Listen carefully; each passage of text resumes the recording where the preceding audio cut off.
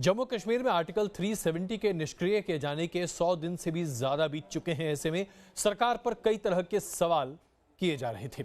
सरकार ने स्पष्ट तौर से कहा है कि इंटरनेट की सुविधाएं भी बहाल की जा सकती हैं, बशर्ते सीमा पार से कार्यरत तमाम आतंकी संगठनों पर भी लगाम लगाई जा सके या फिर उनकी गतिविधियों पर निगरानी पूरी रखी जा सके।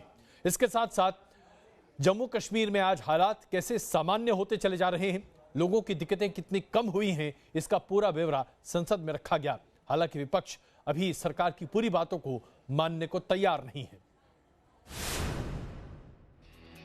घाटी में सब ठीक है और जन्नत में पटरी पर लौट आई है जिंदगी। जम्मू कश्मीर का सवाल आज सदन में उठा तो गृह मंत्री अमित शाह ने कुछ इसी अंदाज में जवाब दिया। पूरे सदन को बताना चाहता हूं कि कब पूरी स्थिति सामान्य होगी। पूरी स्थिति सामान्य हो चुकी है। सदन में सवाल कश्मीर के अमन चैन के साथ ही शिक्षा और इंटरनेट सेवाओं पर भी उठे।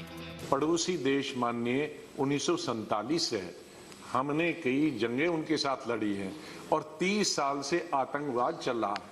हम भी चीफ मिनिस्टर एक दिन के लिए इंटरनेट बंद होता था, लेकिन 3.5 महीने के लिए इंटरनेट दुनिया में कभी बंद नहीं हुआ मंत्री जी, और इससे शिक्षा और स्वास्थ्य को नुकसान।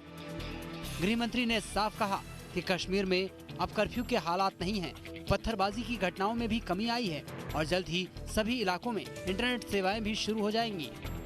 जब देश की सुरक्षा का सवाल है, कश्मीर घाटी के और जम्मू के नागरिकों की सुरक्षा का सवाल है और आतंकवाद के खिलाफ की लड़ाई का सवाल है, तब हमें कहीं ना कहीं प्रायोरिटी तय करनी पड़ती है और जैसे ही वहां के प्रशासन को उचित लगेगा, हम तुरंत इस पर पुनर्विचार करेंगे।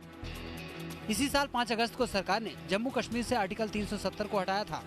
बड़े फैसले के बाद सुरक्षा के मद्देनजर कई तरह की पाबंदियां भी लगाई गई, लेकिन हालात सामान्य होते ही सभी पाबंदियां हटा दी गई। कश्मीर में 107 दिनों के बाद सिचुएशन नॉर्मल होती नजर आ रही है।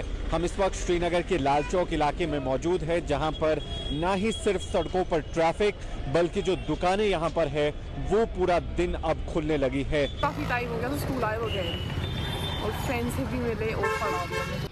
संसद में केंद्र सरकार की रिपोर्ट के मुताबिक बीते 6 महीने में 34 लाख से ज्यादा सैलानियों ने जम्मू कश्मीर की यात्रा की। 6 महीनों में करीब 13,000 विदेशी पर्यटक धरती की जन्नत का दीदार करने आए। कश्मीर के स्कूलों में परीक्षाओं के दौरान 99.7% छात्र उपस्थित रहे। राज्य के ज्यादातर युवा मुख्य धारा से जुड़ गए। कश्मीर से आर्टिकल 370 हटे 100 दिन से ज्यादा हो चुके हैं। जम्मू कश्मीर और लद्दाख केंद्र शासित प्रदेश बन चुके हैं और नया कश्मीर अब तरक्की की राह में बड़े कदम बढ़ा रहा है। Team news nation.